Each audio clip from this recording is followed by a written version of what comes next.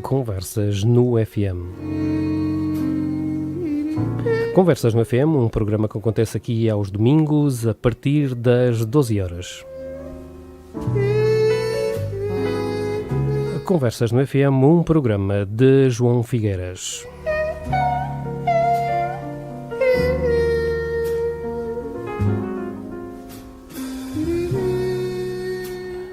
Doutora Isilda Maria Prazeres dos Santos Varges Gomes é a nossa convidada de hoje, Presidente da Câmara Municipal de Portimão. Foi governadora civil do Distrito de Faro entre 1 de junho de 2007 e 14 de agosto de 2009, data em que abandonou o cargo por integrar as listas do PS à Assembleia da República nas eleições legislativas desse ano. Regressou ao exercício das funções no Governo Civil de Faro a 27 de novembro de 2009 e desempenhou-as até 26 de abril de 2011, data em que foi novamente exonerada devido à incompatibilidade resultante de integrar as listas do PS à Assembleia da República nas eleições legislativas desse ano. Foi eleita Presidente da Câmara Municipal de Portimão a 29 de setembro de 2013, com maioria relativa, 3 eleitos em 7 nas listas do PS. Assegurou a maioria absoluta no Executivo Municipal através de uma coligação pós-eleitoral com o único eleito do PSD. Nas eleições autárquicas de 1 de outubro de 2017 foi reeleita agora com maioria absoluta. Ora, muito boa tarde, doutora Isilda Gomes. Obrigado por ter aceito o convite de vir ao Conversas no FM. Doutora, o que é que a fez permanecer e ficar aqui em Portimão, nesta terra, que é, hoje em dia, como toda a gente sabe, Presidente da Câmara? Doutora, não nasceu em Portimão? Muito bom dia a todos. Não nasci em Portimão. Eu nasci no Distrito da Guarda, mais propriamente Concelho de Almeida, numa aldeia chamada Mido. É uma aldeia, digamos, muito típica portuguesa, próximo naturalmente de Vilar Formoso, e foi aí que estive até aos meus 11 anos, até ir estudar para o Liceu Nacional da Guarda. Depois disso, naturalmente, fiz o meu percurso de estudante, natural, normal, até porque também não foi o meu primeiro curso escolhido, já muita gente sabe, foi o curso de Medicina, ainda fiz até ao 3º ano de Medicina em Coimbra. Dessa não sabia eu, doutora. É verdade, até ao 3º ano de Medicina. E depois, como casei, fiz uma opção, porque de facto, como médica, era-me difícil acompanhar o meu marido, que era na altura magistrado. Exato. E então acabei por ingressar, digamos, na escola, comecei a dar aulas, e depois acabei por me licenciar, de facto, numa área de professora de Ciências e Matemática. Portanto, digamos que a minha primeira opção não era ser professora, mas ser professora, de facto, foi muito bom e gostei muito, foi uma profissão, e é uma profissão extraordinária, e eu continuo a dizer que serei sempre professora. Sempre professora, exatamente. Agora, de facto, eu vim parar a Portimão porque o meu marido foi colocado aqui como juiz.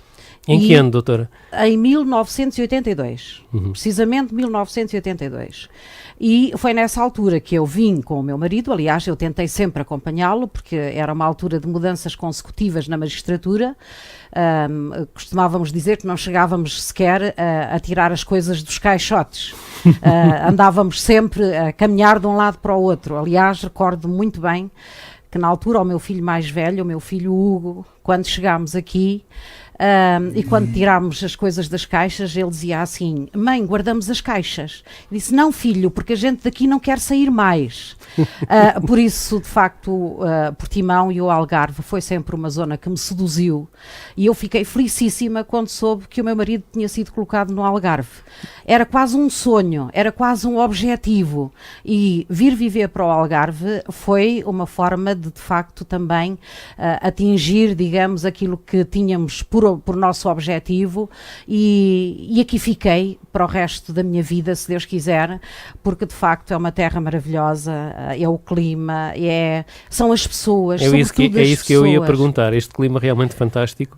Estamos em setembro, as previsões meteorológicas anunciam que a vinda do outono virá com temperaturas elevadas. Exatamente. O que se prevê um verão de São Martinho. Por um lado é bom, por outro lado é mau, não é? É verdade, mas de facto nós temos aqui em Portimão, esta zona é uma zona de facto maravilhosa, e depois temos no Algarve as nossas águas, a cor do nosso sol, do céu, do mar, é alguma coisa que não encontramos das populações, não é? Não encontramos em muitas zonas Exato. do mundo, Exato. E eu ouvi isto da boca de um cantor brasileiro muito conhecido e que de facto dizia que nós não sabíamos o bem que tínhamos. E portanto é isso mesmo. Isso às vezes é verdade, só reconhecemos verdade. Quando saímos fora e dá para avaliar, não é? O que é que temos e o que os outros não têm, realmente. Não tenho a menor dúvida. Doutora Isilda, portanto fez vida cá, constituiu família cá e sente-se bem cá nesta terra, não é? Pronto. Uma pergunta importante que é fazer é que o que é que a atraiu na política? Bom, eu tenho que dizer que eu entrei na política quase sem dar por isso. Sim. Era o engenheiro Fialho Anastácio, governador civil, e convidou-me para ser coordenadora distrital do Projeto Vida. E eu pensava que isso era um cargo técnico, meramente técnico. E, naturalmente, perdi a inocência de que era um cargo eminente técnico, quando logo nos primeiros dias chego ao Governo Civil e o engenheiro Fialho Anastácio, senhor Governador Civil, tinha convocado uma conferência de imprensa para me apresentar. E até há uma história interessante, porque eu fui para o Projeto Vida, porque tinha feito uma formação na área das toxicodependências, a pedido até do arquiteto Martim Gracias, porque nós queríamos montar uma comunidade terapêutica em Portimão.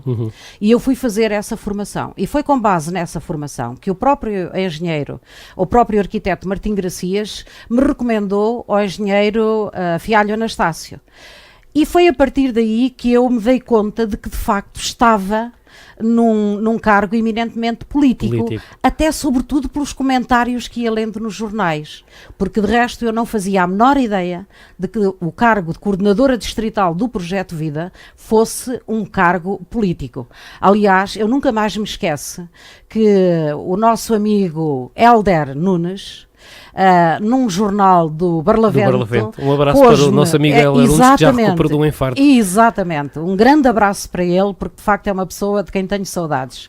E nunca mais me esqueço que ele me colocou numa contracapa, com uma figura muito estilizada, com um cartão na mão, um cartaz na mão a dizer toxicodependente, cheguei.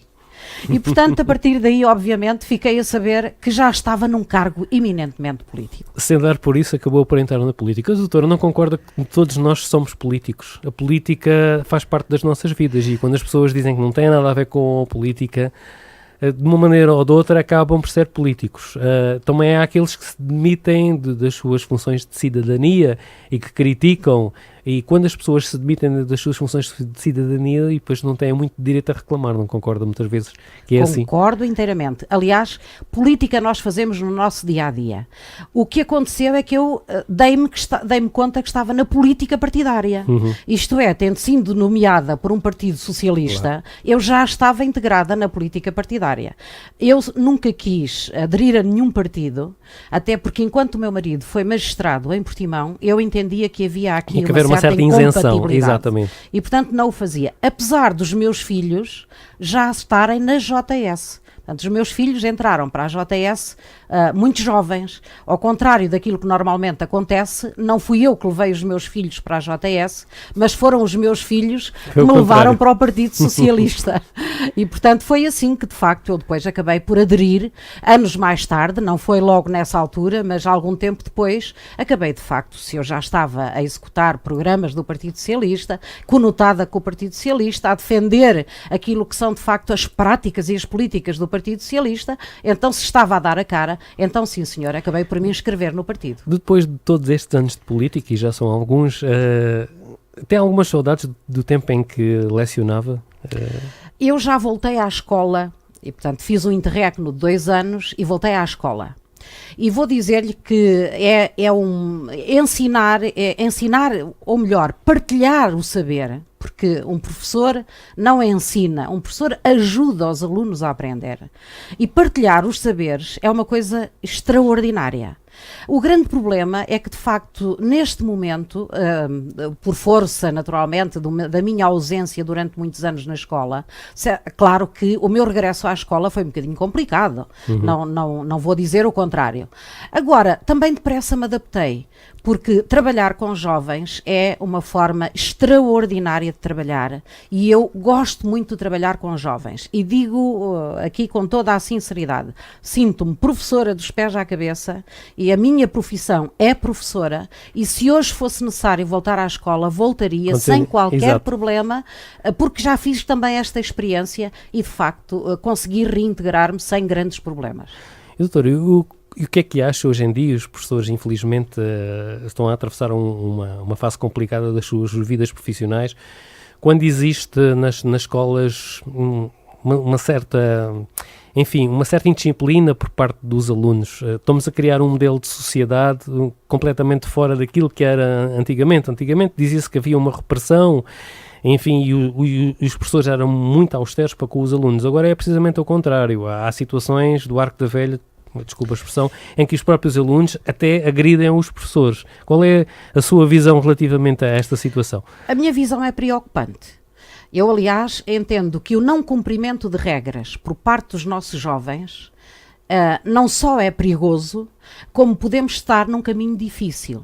E muitas vezes o que acontece é que os pais entendem que são os professores que têm o dever de educar os filhos, de educar os jovens. Quando a educação deve começar precisamente em casa, não é? A educação começa em casa e é uma obrigação de toda a sociedade. Os jovens estão nos clubes, nas associações. Todos nós temos a obrigação de ajudar os jovens a ter regras. Eu nunca mais me esqueço que fiz uma pós-graduação em Adolescência Caminhos do Futuro com o professor Daniel Sampaio, em que ele dizia com toda a clareza: a ausência de regras é o pior que um jovem pode ter.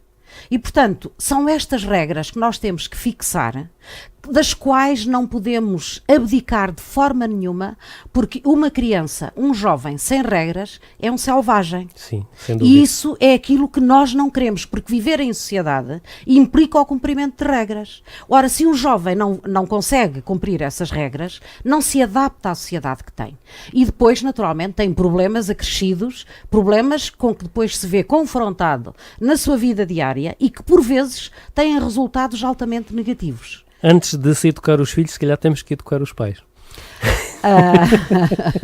Eu diria que os pais hoje, obviamente, também atravessam uma fase complicada, uma fase em que tem que se trabalhar muito para se dar respostas. Isso é verdade. E tão pouco tempo com os filhos, isso também é uma verdade. A questão não é do muito tempo ou pouco tempo. Mas digamos, o pouco tempo que temos, a forma como usamos. A forma como utilizamos. Não precisamos de estar, até podemos estar 3 horas com os nossos filhos, não abrir a boca e os nossos filhos fazerem tudo quanto querem e, portanto, aí não vale a pena, porque não adianta nada, eles estão lá e nós não estamos a ajudá-los. Mas se estivermos 15 minutos com eles, a conversar, a trabalhar, a ouvir aquilo que eles têm para nos dizer. Porque muitas vezes o defeito dos pais é que nós pais, achamos que só nós é que temos coisas a dizer aos jovens e aos nossos filhos. Não, nós temos primeiro que os ouvir. Exato. Isto é muito bom dizer, na prática às vezes é muito difícil fazer. E eu de facto que também comungo completamente desta forma de ser e de estar e de trabalhar, naturalmente que também no meu dia a dia com os meus filhos, também por vezes tive dificuldade em aplicar a prática. Mas temos todos que fazer um esforço para o conseguir. Doutora, vamos fazer uma pausa musical. Já voltamos.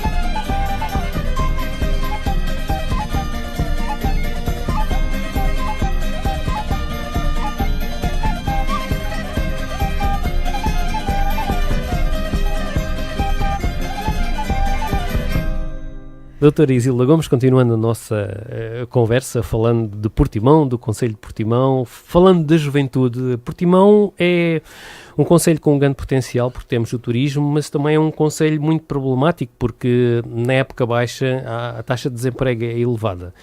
Falando nos jovens particularmente, que vivem, os jovens e os menos jovens vivem com algumas dificuldades. Sei, e pelo aquilo que tenho lido e de acordo com a minha pesquisa, que a Câmara tem-se preocupado em ajudar quem precisa, no que diz respeito nomeadamente a apoio de rendas de habitação. Sei que o subsídio de arrendamento no ano passado, 2017, rondou à volta de 200 mil euros e que este ano, até há bem pouco tempo, já ia em cerca de 80 mil euros. São situações que se calhar a maior parte da população de Portimão desconhece.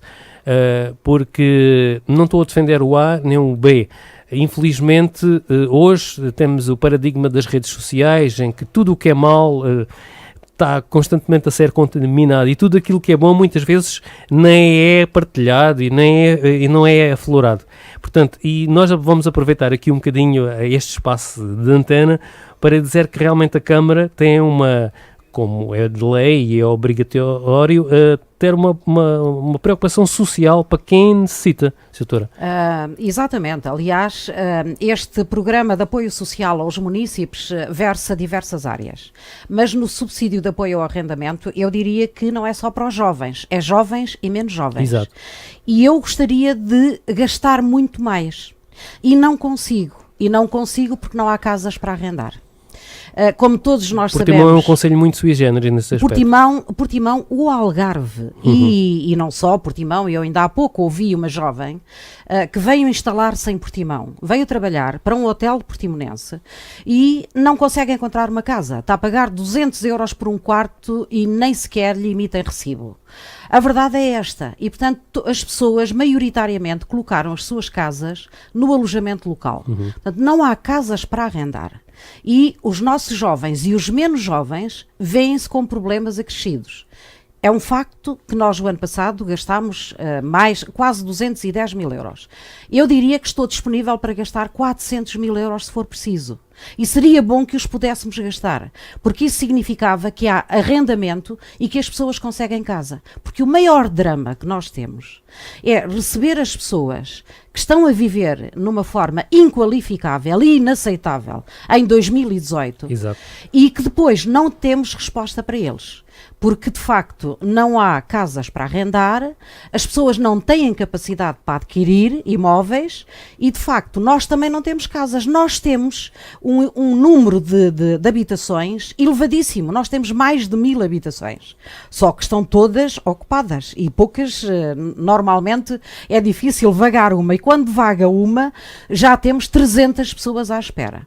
E é por isso mesmo, e já agora aproveito para dizer aqui, que no dia 2 de outubro tenho uma reunião marcada com a senhora Secretária de Estado da Habitação e vamos um grupo, vou eu, vão uma vereadora, um vereador, alguns técnicos e vamos falar com a senhora Secretária de Estado no sentido de ver que programas é que nós podemos ter, mesmo no âmbito da iniciativa privada, por forma a combater esta grande dificuldade que eu, neste momento, se me perguntarem qual é a maior dificuldade em Portimão, é de facto a habitação. Eu não tenho a menor dúvida, porque quando eu pensei que de facto, criando a ARU, havendo recuperação no centro da cidade, que de facto era para arrendamento e que íamos ter de facto jovens a habitar no centro da cidade, não, maioritariamente foi para alojamento local. E a Câmara tem um papel importante, ou seja, num programa de habitação a custos controlados, há alguma coisa na manga relativamente a um futuro próximo?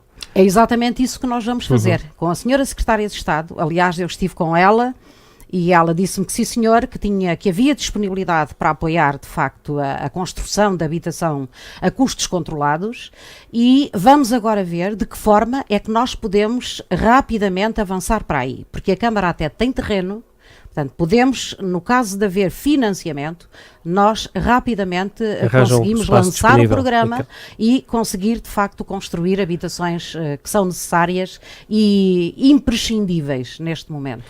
Doutora, falando também na sensibilidade social aos mais carenciados no que diz respeito com participação de medicamentos, sei que a Câmara Municipal de Portimão comparticipou com uma verba de 20 mil euros nos mais carenciados, aquelas pessoas que têm rendimento mínimo e que realmente precisam todos os meses de gastar uma determinada quantia a nível de farmácia para a sua medicamentação e, portanto, para a sua qualidade de vida. Portanto, existe também essa sensibilidade social relativamente a esta situação. Se alguma coisa me chocou, foi numa determinada altura começar a sentir e a dar-me conta de que eu própria fui testemunha disso, de que havia pessoas que iam à farmácia e que perguntavam quais eram os medicamentos mais baratos e só aviavam aqueles que eram mais baratos. Ora, uma receita só faz efeito se for, de facto, tomada de forma integrada, claro, porque o médico não vai receitar medicamentos que não sejam necessários. E os mais baratos, se calhar, eram aqueles que faziam menos falta. Exatamente. E a partir daí eu lancei este programa, de facto lançámos, a Câmara lançou o programa, porque entendemos que era preciso acabar com isso. E fizemos um protocolo com todas as farmácias que o quiseram fazer, e foram 12 que aderiram, e inicialmente era 1.000 euros por farmácia, mas como se verificou que era necessário mais dinheiro, nós demos mais dinheiro e, portanto, não houve nenhum problema, porque aquilo que eu não quero é que as pessoas fiquem sem fazer o seu tratamento, tal como no lançamento da Rede de Emergência Social Municipal. Eu sempre disse que eu queria um município com fome zero. De facto, eu também quero um município em que toda a gente tenha acesso aos medicamentos de que precisa. Porque e acesso aos cuidados médicos, não é? E acesso aos cuidados médicos, como é óbvio. Porque bocadinho de encontro àquilo que está a dizer, sei que em 2016 foi inaugurada mais uma unidade de saúde integrada no Centro de Saúde de Portimão, em que foram assegurados cuidados médicos a mais de 12.500 utentes que não tinham médico de família, o que dá uma cobertura de cerca de 80%. Neste momento, se calhar, já deve ser mais. Estamos em 2018, segundo sei, já entraram novos médicos para o Centro de Saúde de Portimão.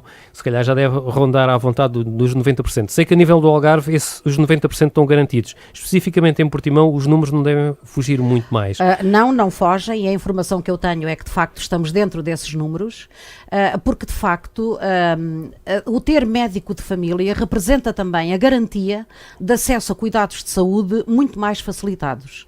E isso eu diria que é fundamental para que nós tenhamos uma sociedade mais equilibrada, inclusiva, mais equilibrada, mais saudável, porque uma sociedade tem que ter, de facto, todas estas condições básicas de saúde, de habitação, de alimentação. Portanto, isto é fundamental. E é isso que nós pretendemos. Doutora, falando de vida e falando de morte, são duas situações opostas.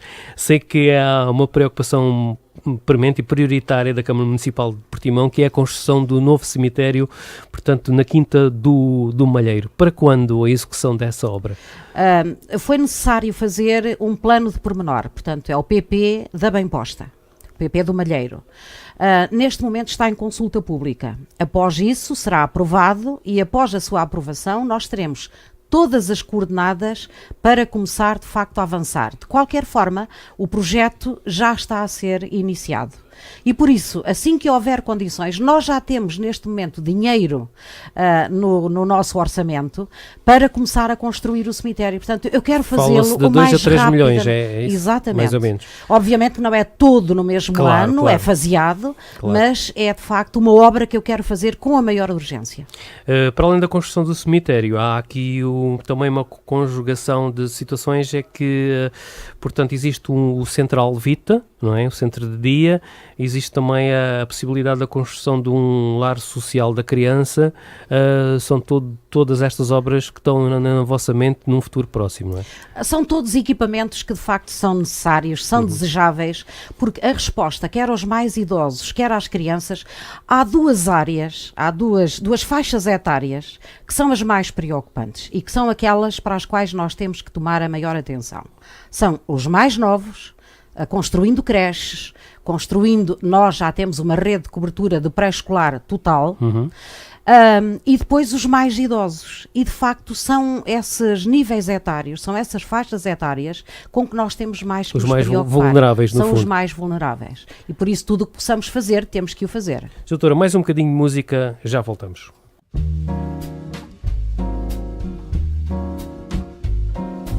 É manhã veio o sol, mas os pingos da chuva que ontem caiu ainda estão a brilhar, ainda estão a dançar ao vento alegre que me traz esta canção. É de manhã vem o sol, mas os pingos da chuva que ontem caiu ainda estão a brilhar, ainda estão a dançar ao vento alegre que me traz esta canção. Quero que você me dê a mão, vamos sair por aí, sem pensar no que foi que sonhei, que chorei, que sofri, pois a nossa manhã já me fez esquecer. Me dê a mão, vamos sair para ver o sol.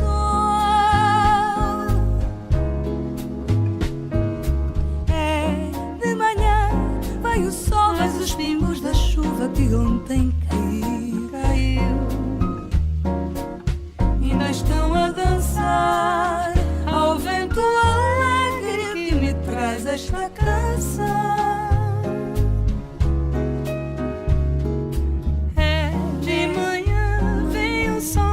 Pingos da chuva que ontem caiu e ainda estão a brilhar, e ainda estão a dançar ao vento alegre que me traz esta canção.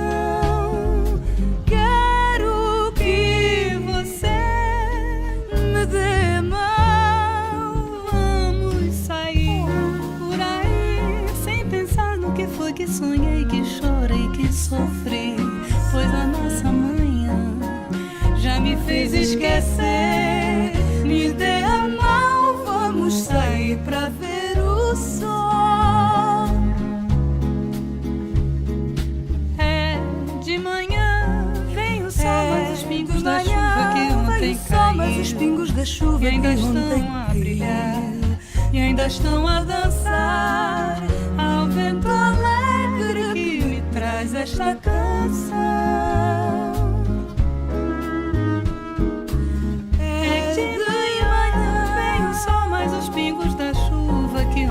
Caiu, ainda estão a brilhar e ainda estão a dançar ao vento alegre que me traz esta canção. Quero que você me dê a mão, vamos sair por aí, sem pensar no que foi que sonhei, que chorei, que sofri, pois a nossa manhã já me fez esquecer. Me dê a mão, vamos sair pra ver o sol, vamos sair pra ver o sol. O sol. Sol. Vamos sair para ver o sol, realmente estamos no Algarve, o sol não nos falta, doutora. 2019 está à porta. Portimão foi eleita a cidade europeia do desporto. Que desafios é que vão ser lançados para o próximo ano? Qual é a responsabilidade que a Câmara Municipal de Portimão tem no meio disto tudo? A responsabilidade é elevadíssima. Aliás, se fomos escolhidos é porque também temos condições para dar uma melhor resposta. Mas, sobretudo, há aqui um ponto extremamente importante e que tem a ver com aquilo que nós temos que deixar depois de 2019. Porque no 2019 nós vamos ter, em média, um evento por dia. Vamos mobilizar a sociedade civil, vamos mobilizar o movimento associativo, vamos mobilizar as escolas e vamos trazer, naturalmente, também eventos âncora, eventos diversos, eventos que nunca tivemos e que vamos passar a ter. Agora, o fundamental é o que é que vai ficar depois de 2019. E o nosso lema é desporto para todos. E aquilo que nós pretendemos é que, de facto, toda a gente se mobilize, que toda a gente fique a gostar de desporto, que criemos situações em que toda a gente se sinta integrada e que a partir de 2019, todos nós, a começar por mim própria, comecemos, de facto, ou continuemos a praticar o desporto. Dentro desse espírito, sei que está a decorrer a Semana da Mobilidade, salvo erro. Exatamente, mas a Semana da Mobilidade tem a ver, sobretudo, com a deslocação, com as deslocações que se fazem dentro da cidade, dentro do município e mais com os meios de transporte que usamos. Agora, de facto, também este ano europeu, esta cidade europeia do desporto, também pode fazer com que muito mais pessoas comecem a usar a bicicleta para se deslocarem para o seu trabalho, até porque nós vivemos, por assim dizer, muito próximo, nada como distâncias, daquelas distâncias em Lisboa ou noutras zonas do país. E, portanto, é um desafio que de facto vamos deixar também e vamos fazer aos nossos concidadãos. Está em mente a criação de algumas infraestruturas desportivas? Exatamente, aliás, esse é também um compromisso da nossa parte. Apesar de o ACES, que é a Associação Internacional que atribui, digamos, esta obrigatoriedade, ou não é obrigatoriedade, que atribui este galardão, chamemos-lhe assim, de podermos ser a cidade europeia do desporto, chegaram à conclusão de que nós temos muito bons equipamentos desportivos. Aliás, comparativamente com outras cidades, e eu não vou aqui revelar quais, obviamente, porque não o devo fazer, disseram-me que nós estamos num nível muito superior. Mas temos ainda espaços que nós temos que terminar, nomeadamente o pavilhão da Boa Vista. Exato. Não faz sentido nenhum que o pavilhão esteja ali a degradar-se e que não aproveitemos também este ano do desporto para, de facto, terminarmos e colocá-lo à disposição dos nossos desportistas, Está dos nossos prevista a inauguração cidadãos. para breve. Está prevista exatamente no ano europeu do desporto. Eu diria que a meio mais ou menos da cidade europeia do desporto nós vamos inaugurá-lo. Mas vamos também fazer, obviamente, como é que se diz? Uma pista de atletismo. Já me esqueci aqui do nome. Uma pista de atletismo, que é uma lacuna que temos. E vamos também avançar com a construção de uma pista de atletismo, até porque só o facto de nos ser atribuída à Cidade Europeia do Desporto, vamos receber 100 mil euros do IPDJ. E esse dinheiro vai ser canalizado também para uma infraestrutura. E por isso queremos também, naturalmente, melhorar aquilo que são as infraestruturas que temos na cidade. Sem dúvida. E estamos a fazê-lo. Doutora, voltando novamente à educação, a doutora Ina há bocado falava que as principais preocupações, entre muitas outras, mas as prioritárias são os mais jovens e os mais idosos. Sei que também a nível da escola de Coca Maravilhas e do Chão das Donas vão ser substituídas coberturas de fibrocimento que contêm, portanto, amianto, material tóxico e potencialmente cancerígeno. Portanto, também estas situações vão ser alteradas e vão ser substituídas. Com certeza. Aliás, essa tem sido uma das nossas grandes preocupações e por isso já está adjudicado, o concurso já foi feito, já temos a empresa para o fazer e, portanto, é só uma questão de conciliar agora, digamos, o período em que se vai fazer, também para não perturbar muito o funcionamento da escola. Mas vamos fazê-lo. Tal como vamos intervir nos espaços exteriores da Major David Neto, que é também um espaço muito bonito e que precisa de uma intervenção prometida há muitos anos e, de facto, vamos agora, fizemos um concurso, infelizmente ficou deserto, estamos agora numa negociação com uma empresa no sentido de ver se, de facto, conseguimos fazer até 31 de dezembro aquela obra. As prioridades são todas e mais algumas, mas dentro das prioridades é aquelas mais prioritárias, estou a ver que sim. Doutora, está a fazer agora mais ou menos um ano em que foi criada a GAR rodoviária de Portimão, em que gerou muita polémica, em que estava fora da cidade de Portimão. O que é facto é que já passou um ano.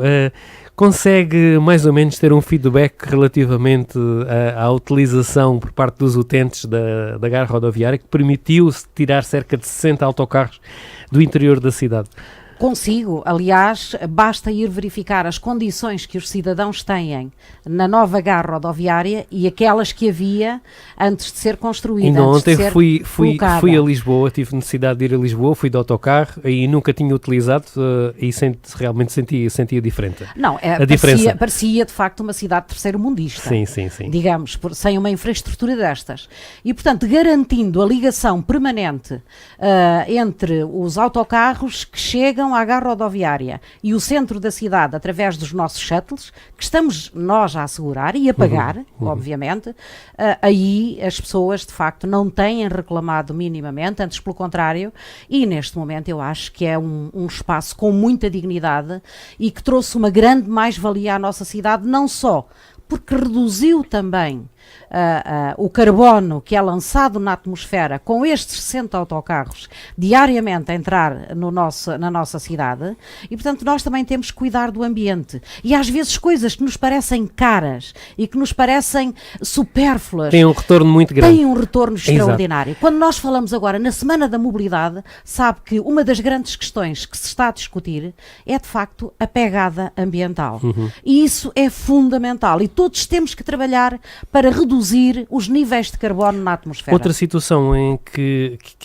a população reclama em termos de mobilidade, estamos a falar da passagem a nível da zona das Cardosas, em que vai ser feita aí ali uma alteração para tentar minimizar aquele constrangimento de trânsito. Sei que vai ser criada uma passagem superior mais à frente, doutora.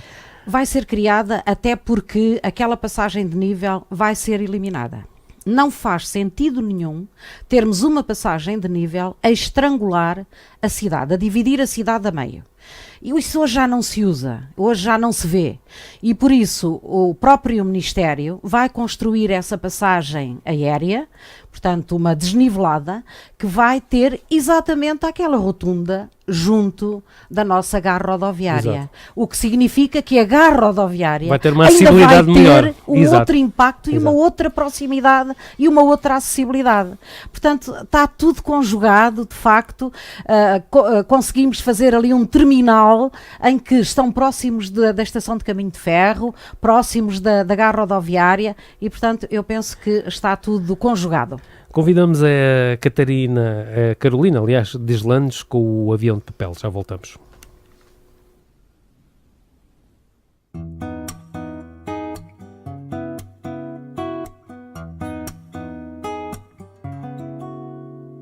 Amor, o mundo quebra-te os sonhos.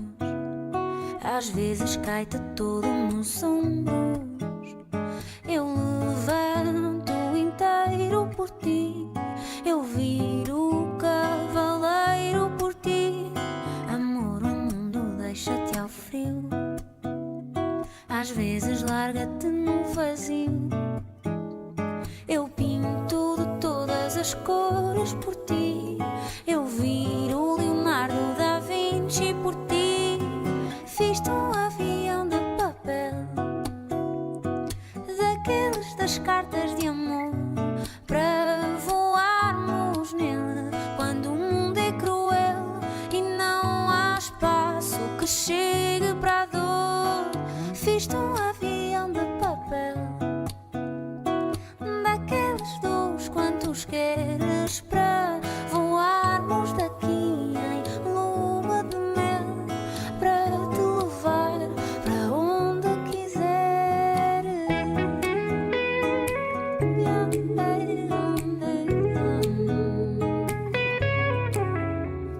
Amor, o mundo tira-te o ar, chega a proibir-te de dançar. Eu danço as músicas todas por ti.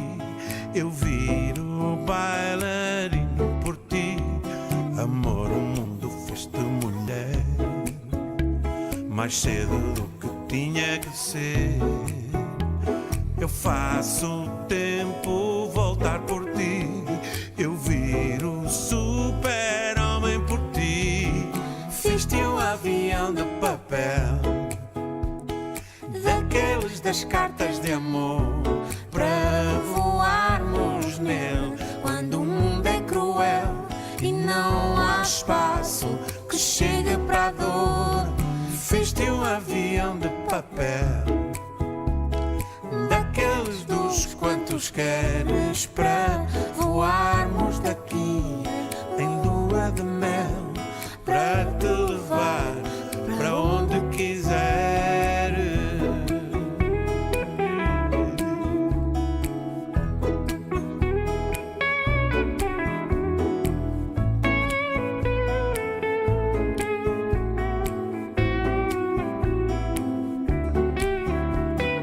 Fizeste um avião de papel, pois fiz daqueles das cartas de amor, Para voarmos nele quando o mundo é cruel, e não há espaço que não há chegue espaço para a dor. Viste um avião de Viste um avião daqueles dos quantos queres, para voarmos daqui em lua de mel, para te levar para onde quiseres. para te levar, para te levar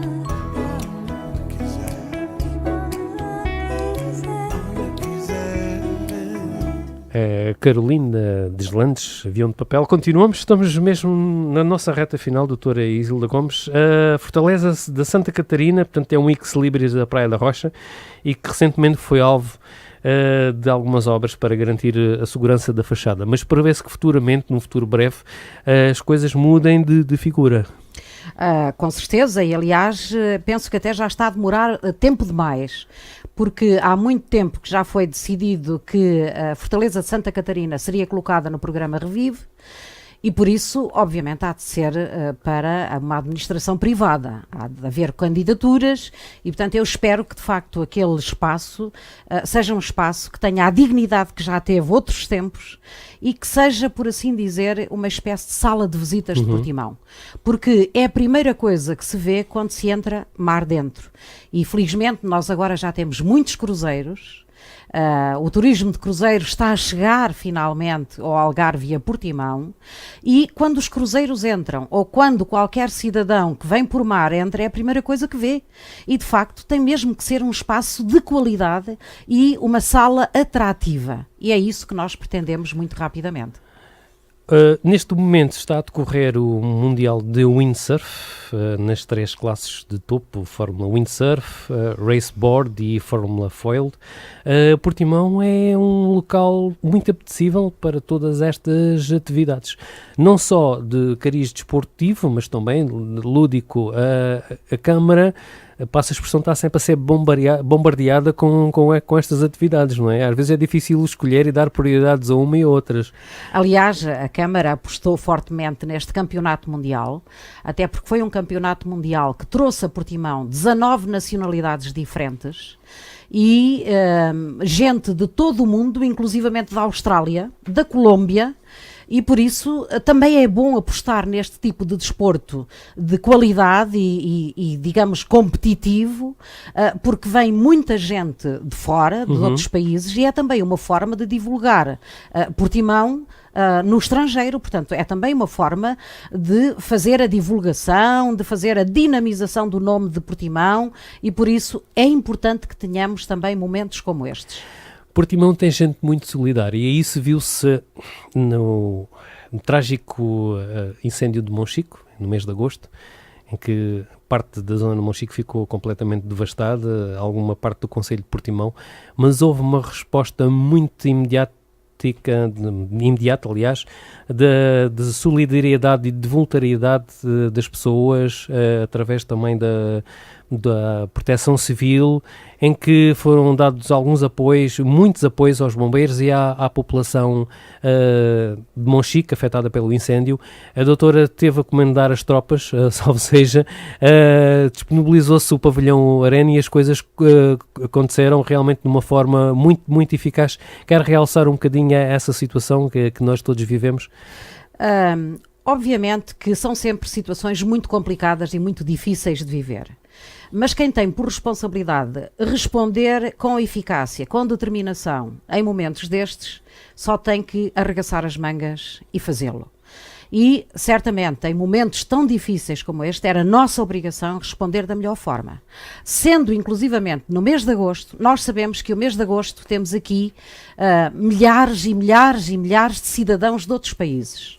E tínhamos que dar uma resposta de tal forma eficaz e eficiente que desse, de facto, não é o entendimento, que desse a garantia, não só aos nossos cidadãos residentes, mas também àqueles que estavam de férias, de que temos condições para responder em situações mais dramáticas, em situações mais difíceis.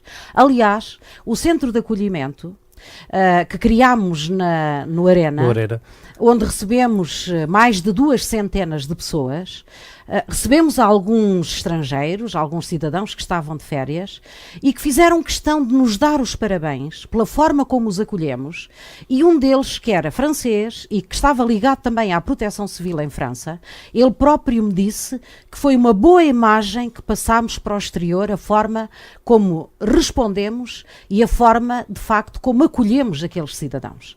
Alguns deles, eu posso dizer aqui mesmo, que para alguns deles a região de turismo do Algarve arranjou dormida e eles recusaram-se a sair dali. E, portanto, continuaram ali. É porque, de facto, estavam a ser bem acompanhados. Isto foi um gerar de solidariedade, e não só de solidariedade, mesmo os próprios organismos públicos deram uma resposta acima daquilo que era expectável. Na área da saúde, da segurança social, a região de turismo, toda a gente. Contactei com muitas pessoas, inclusivamente a classe dos professores, que estavam de férias e que largaram as férias e disponibilizaram-se para fazer aquilo que fosse necessário. Bom, na escola, judiciário, a elaboração das refeições, repare que chegámos a fazer cerca de 4.000 refeições por dia. E isto não é fácil. Bom, mas o movimento solidário que se gerou fez inclusivamente com que eu declarasse o Dia da Cidade, o dia 11 de dezembro, como o ano e o dia dedicado à solidariedade portimonense. E aí nós vamos homenagear todos aqueles que colaboraram. Empresas. Eu devo dizer que aconteceu uma coisa que eu não estava minimamente à espera, que é uma unidade hoteleira mandar o seu cozinheiro a fazer a preparação da mesa. E isso é fantástico. Isso significa que nós tratamos as pessoas não por baixo, mas nivelamos por cima. Exato. Isto com a colaboração de todos. E foram, de facto, centenas e centenas de pessoas que estiveram neste posto. Passei pelos bombeiros e fiquei realmente maravilhado com a quantidade de donativos de toda a parte. O quartel estava vazio de carros de bombeiros e cheio de alimentos. Exatamente. Realmente, dentro da tragédia foi um encher da alma, digamos assim, É ver verdade. um movimento solidário desde os mais novos até os mais velhos. Mas não é só o encher da alma, sabe? É a garantia que nos dá de que estamos preparados para responder numa situação de emergência. Exato. E isso é fundamental, porque quem está à frente e quem lidera e quem é o responsável político, como é o Presidente da Câmara, que é o responsável político pela Proteção Civil, naturalmente tem que ter a garantia de que tem no terreno condições para dar a melhor resposta Exato. aos cidadãos que aqui residem e àqueles que nos visitam. Sem isso, sem um município seguro, naturalmente, nós não temos turismo sustentável. E nós demos uma prova de que temos um município seguro e que somos, com certeza, capazes de ter um turismo sustentável. Doutora, a última pergunta mesmo, estamos a chegar ao final. A doutora herdou uma Câmara deficitária, com muitos problemas, e no segundo mandato realmente as coisas estão completamente diferentes, portanto, e já foi tornado público que a Câmara dispensou a última tranche do Fundo de Apoio Municipal, no valor de 19 milhões de euros, depois de ter apresentado em 2017 os melhores resultados económico-financeiros da sua história. Quer dizer que a Câmara está no bom caminho na liquidação das contas e nas perspectivas de um futuro mais risonho para os portimonenses, em termos de um alívio das taxas municipais. Eu estou-me a lembrar do IMI e de outras taxas relativamente ao saneamento básico e por demais. Enquanto estivermos sob a assistência do Fundo de Apoio Municipal, portanto, do FAM, nós temos que manter as taxas no máximo. Aliás, é uma obrigatoriedade, assinámos o contrato nesse sentido. Agora, o que nós estamos a fazer, e por isso é que não fomos buscar a última tranche, é tentar reduzir o mais depressa possível aquilo que é a nossa dívida, no sentido de nos libertarmos, de facto, desse espartilho. E quando nos libertarmos, aí vamos poder fazer aquilo que nós entendermos e aquilo que nós entendermos ser melhor para os nossos munícipes. Agora, o que eu posso dizer é que, de facto, eu também agradeço aos portimonenses a paciência que têm tido sempre pelo facto de estarem a pagar os impostos no máximo. O IMI não está no máximo. O IMI no máximo seria 0,5. E nós podíamos ter 0,5 e não está no 0,45, porque, como estamos no FAM, nós tivemos que negociar com o FAM a descida de 0,5, porque o próprio Orçamento de Estado dizia que nós podíamos manter no 0,50. Agora, a verdade é que nós queremos aliviar o mais rapidamente os portimonenses das suas responsabilidades em termos de taxas e destes pagamentos, e iremos fazê-lo naquilo que formos podendo. E muito brevemente, se calhar, os portimonenses irão ver o resultado desse esforço que nós estamos a fazer. É este trabalho, e é esta garantia e este compromisso que eu assumo com os portimonenses. Doutora Gilda, o seu sonho mais imediato, mesmo para finalizarmos, aquilo que realmente gostava que acontecesse até ao final do seu mandato?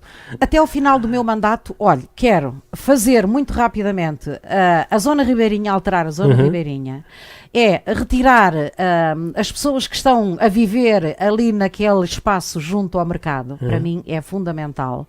E tenho muitos outros sonhos, não é sonhos, porque também é preciso termos sonho, porque se não sonharmos não concretizamos. Mas de facto há muitas outras áreas que eu quero desenvolver e, sobretudo, neste campo de dar de facto uma habitação condigna aos nossos concidadãos, vou-lhe dizer que neste momento é a minha maior preocupação. Muito obrigado, foi um prazer em tê-la aqui no Conversas no FM. Até uma próxima. Obrigado. Obrigada eu. Uma dose mais forte, lenta, de uma gente que ri quando deve chorar e não vive, apenas aguenta.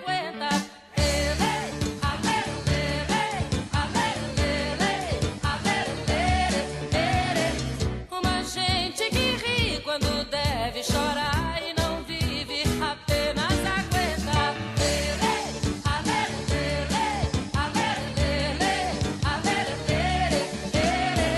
Uma gente que ri quando deve chorar e não vive, apenas aguenta.